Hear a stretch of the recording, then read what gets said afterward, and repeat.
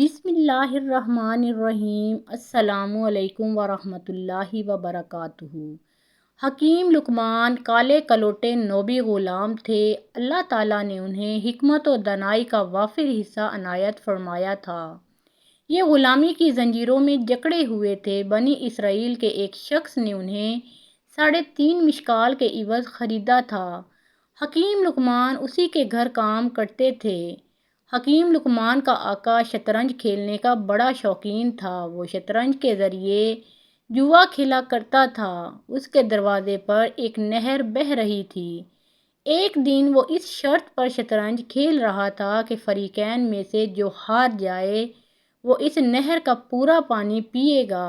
بصورت دیگر ہارے ہوئے ساتھی کو جرمانے کے طور پر فدیہ دینا پڑے گا، جس کا تعین جیتنے والا ہی کرے گا۔ اتفاق یہ ہوا کہ حکیم لقمان کا آقا بازی ہار گیا۔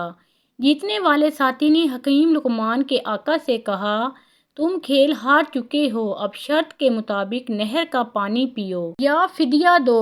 آقا نے پوچھا، فدیے میں کیا چاہتے ہو؟ جیتنے والا بولا، فدیہ یہ ہے کہ میں تیری دونوں آنکھیں نکال دوں گا اور تیری ساری جائیداد پر قبضہ کر لوں گا۔ حکیم لقمان کے آقا نے کہا، مجھے فیصلے کے لیے 1 دن کا موقع دو۔ جیتنے والے نے 1 دن کی مہلت دے دی۔ حکیم لقمان کا آقا بہت رنجیدہ ہوا۔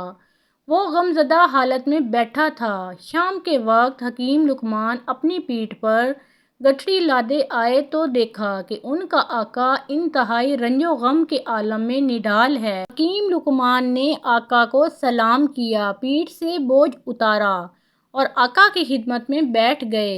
ان کے آقا کا معمول تھا کہ جب بھی وہ اس کی خدمت میں حاضر ہوتے، وہ ان کی حکمت بھری باتیں سنتا اور انہیں محفوظ کر لیتا، مگر آج آقا منہ لٹکائے مایوس بیٹھا تھا۔ حکیم لقمان نے عرض کیا، آقا کیا ماجرا ہے؟ آپ افسردہ کیوں بیٹھے ہیں؟ آقا نے غلام کی بات پر کوئی بھی توجہ نہیں دی اور اپنا رخ پھیر لیا۔ حکیم لقمان نے دوسری اور پھر تیسری دفعہ اپنی بات دہرائی، مگر آقا نے ان سے کوئی بات نہیں کی۔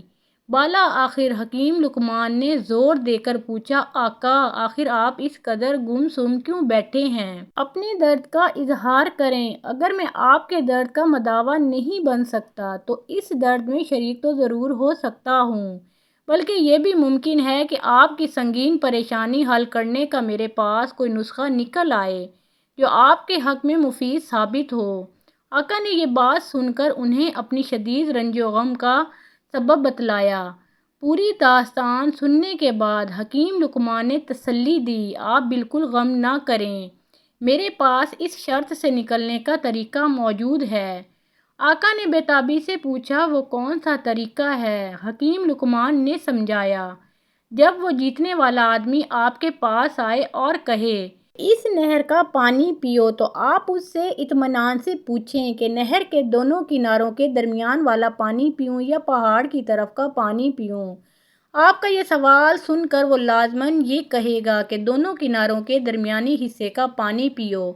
جب وہ یہ کہے تو آپ اس سے فوراً کہیں، ٹھیک ہے، میں نہر کے دونوں کناروں کے درمیانی حصے کا پانی پیوں گا، مگر پہلے تم بہاؤ کو روکو تاکہ میں پانی پی لوں۔ اس طرح آپ پانی پینے کی شرط سے نکل جائیں گے، کیونکہ آپ کا جیتنے والا ساتھی نہر کا بہاؤ نہیں روک سکتا، اور جب وہ یہ کام نہیں کر سکے گا تو نہر کے دونوں کناروں کے درمیانی حصے کا پانی پینے پر اس کا اصرار باقی نہ رہ سکے گا۔ یوں آپ کو چھٹکارا مل جائے گا۔ آقا کو دانش مند غلام کی ترکیب بہت اچھی لگی اور اس کے دل کو قدرے سکون ملا۔ اگلے دن صبح اس کا ساتھی آیا۔ اس نے مطالبہ کیا کہ میری شرط کو پورا کرو۔ آقا نے کہا، بہت اچھا، پہلے یہ بتاؤ کہ نہر کے دونوں کناروں کے درمیانے حصے کا پانی پیوں یا بہاؤ والے حصے کا؟ ساتھی نے کہا، کناروں کے درمیانی حصے کا پانی پیو۔ آقا نے کہا، بہت اچھا، اب تم یوں کرو کہ پہلے نہر کا بہاؤ روکو تاکہ میں تمہاری شرط پوری کر سکوں۔ ساتھی بولا، یہ تم کیا کہہ رہے ہو؟ کیا یہ میرے لیے ممکن ہے؟ آقا نے کہا، پھر ہماری شرط بھی ختم ہو گئی۔ یوں یہ معاملہ بخیر و خوبی ختم ہو گیا۔ آقا بڑا خوش ہوا اور اس خوشی میں اس نے حکیم لقمان کو آزاد کر دیا۔ محترم ناظرین، مزید اسلامی واقعات اور سبق آموز کہانیاں سننے اور دیکھنے کے لیے اس چینل کو سبسکرائب کریں، اور ویڈیو پسند آئی ہو تو اسے لائک اور شیئر ضرور کیجیے۔ اللہ ہم سب کا حامی و ناصر ہو۔